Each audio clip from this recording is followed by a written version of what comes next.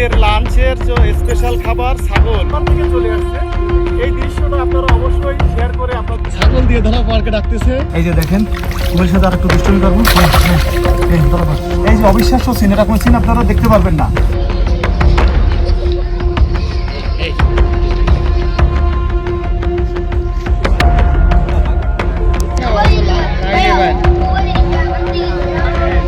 ধলা পাহাড় বাগেরহাটের ঐতিহাসিক খান জাহান আলীর মাজারের দিঘির সেই আলোচিত কুমিরের নাম। বছরের পর বছর ধরে এই কুমিরকে ঘিরে তৈরি হয়েছে নানা রহস্য, লোকবিশ্বাস ও মানতের সংস্কৃতি। এই যে বন্ধুরা দেখতে পাচ্ছেন, ধলা পার্কে ডাকতেছেন ফকির জামাল হোসেন, ছাগল দিয়ে ধলা পার্কে ডাকতেছে। এই দৃশ্যটা আপনাদের কাছে কেমন লাগতেছে অবশ্যই কমেন্ট করে জানাবেন।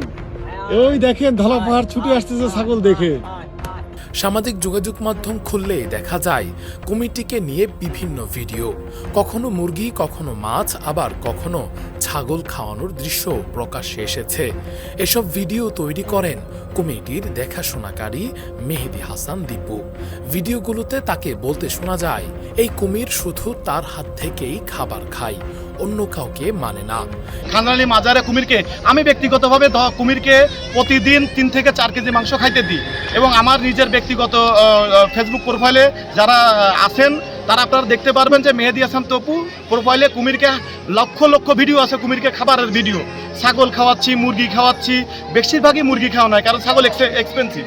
এটা আমার ব্যক্তিগত অর্থায়নে খাওয়ানো হয়। কিন্তু সম্প্রতি ঘটে যাওয়া একটি মর্মান্তিক ঘটনা নতুন করে প্রশ্ন তুলেছে পুরো বিষয়টি নিয়ে। সোমবার রাতে মাজার সংলগ্ন দিঘিতে গোসল করতে নেমে 7 বছরের শিশু ফাতেমা আক্তার কুমিরের হামলার শিকার হয়। প্রত্যক্ষদর্শীদের সামনে কুমিরটি শিশুটিকে টেনে পানির নিচে নিয়ে যায়। রাতভর উদ্ধার অভিযান চালিয়ে প্রায় 9 ঘন্টা পর শিশুটির মরদেহ উদ্ধার করে ফায়ার সার্ভিস। এর আগে একই দিঘিতে একটি কুকুরকে কুমির টেনে নেয়ার ভিডিও সামাজিক যোগাযোগ মাধ্যমে ভাইরাল হয়েছিল। স্থানীয়রা অভিযোগ করেন, মানুষের অবাধ যাতায়াত থাকা একটি দিঘিতে কুমির রাখার কোনো যৌক্তিকতা নেই। দীর্ঘদিন ধরেই সেখানে পর্যাপ্ত নিরাপত্তা ব্যবস্থা ছিল না।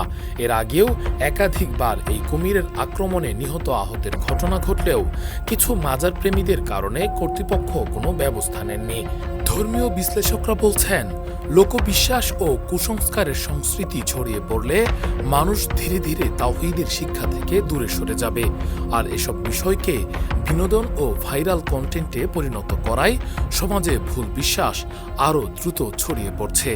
এদিকে সামাজিক যোগাযোগ মাধ্যমে মাজারের দিঘিতে কুমির পালন এবং নিরাপত্তাহীনতা নিয়ে তীব্র সমালোচনা শুরু হয়েছে।